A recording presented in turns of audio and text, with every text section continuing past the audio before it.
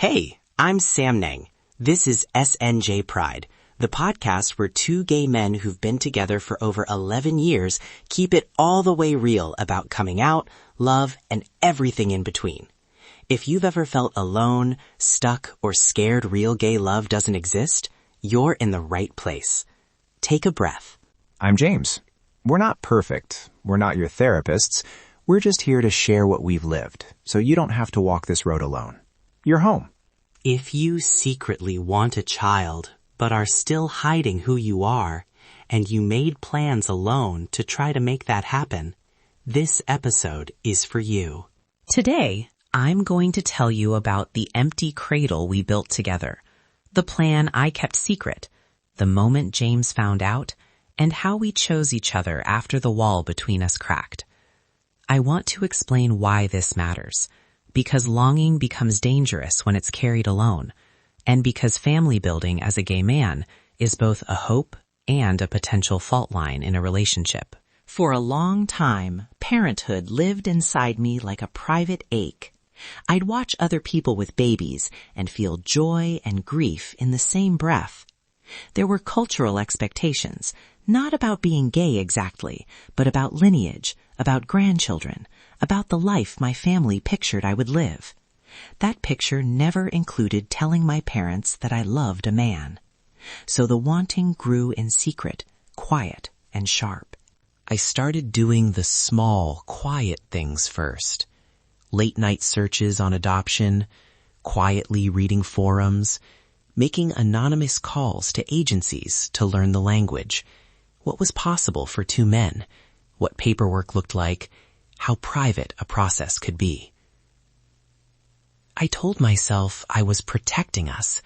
I told myself I was gathering facts before I scared James with a dream. But what I was really doing was building a life in pieces that James didn't know existed. One night, I drove to a clinic on the far side of town. I walked through fluorescent halls, feeling ridiculous and terrified at the same time. I filled out forms in a borrowed name for an initial consult about fertility options and stepped out into the November air thinking, if this works, if I can figure out a way to be a dad without changing how our parents see me, then maybe I can hold both lives together.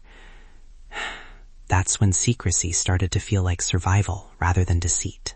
The low point wasn't dramatic in the way many stories are. It was small, domestic, a text left on the kitchen table. James came home early that week and found a folder I'd hidden in a basket, pages of adoption agency names, a clinic brochure, emails printed out.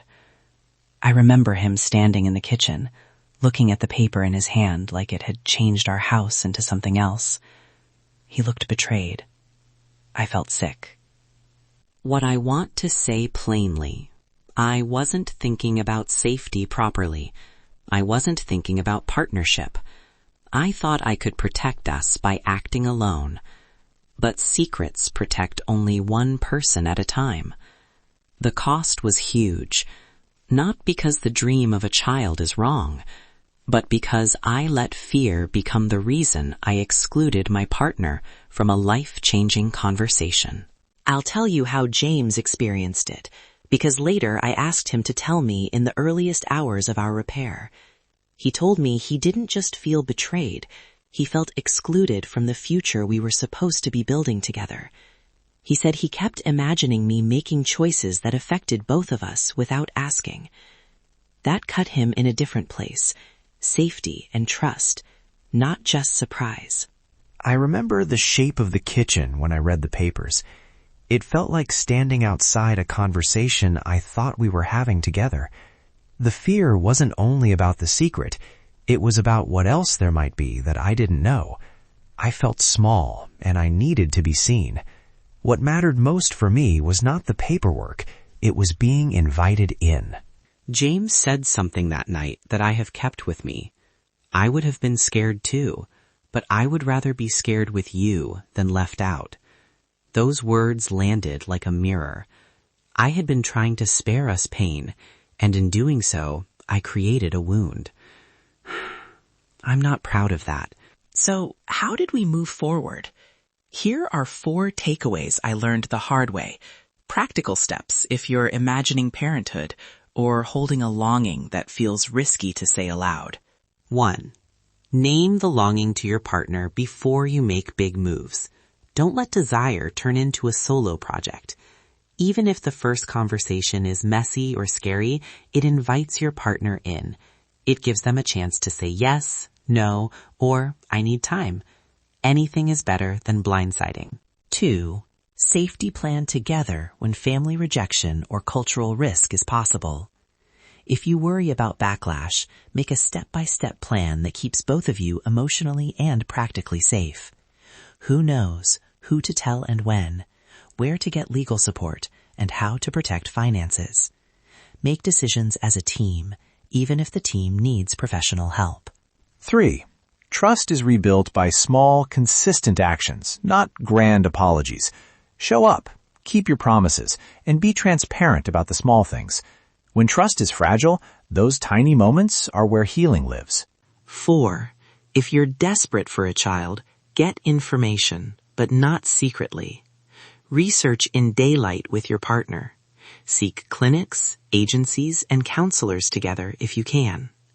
If you truly can't be safe telling your partner, reach out to a trusted counselor or support person first, and make safety your priority. Secrecy can look like protection, but often costs you the partnership you want to keep. If you're sitting here right now, holding a private longing that feels shameful, I want you to hear this. Your wanting is valid. Wanting a family does not make you selfish. Wanting safety for yourself and your partner is not weakness. You can hold both desires, to protect and to share, but you don't have to do it alone. And I want to say to anyone listening who's been left out or blindsided, your feeling is valid. Say that to yourself. I am allowed to feel angry, hurt, scared. Ask for clarity. Ask for space to talk. You deserve to be invited into decisions about your life. We are not giving you a template for success. Every relationship is different. We are sharing what worked for us, owning the harm, staying steady in repair, getting help when the conversation felt bigger than us. We met with a counselor to learn better communication tools. We redrew boundaries around secrets. We rebuilt one honest conversation at a time. If this episode stirred up something heavy, please remember we're not therapists. This is lived experience. If you're triggered by family rejection, fertility loss, or betrayal, consider reaching out to a mental health professional, a support group for queer parenthood, or a trusted friend. You don't have to process this alone. Before we close, we want to hear from you. In the comments or the reviews, leave one word that names a secret longing you carry. If you're not ready to share details, one word is enough. Child, home, safety, acceptance.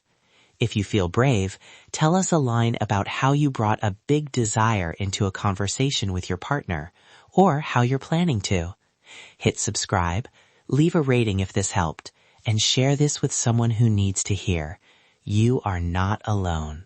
Tell us in the comments, what part of this story hit you? If you're not comfortable sharing, just comment, I hear you, so we know you're there.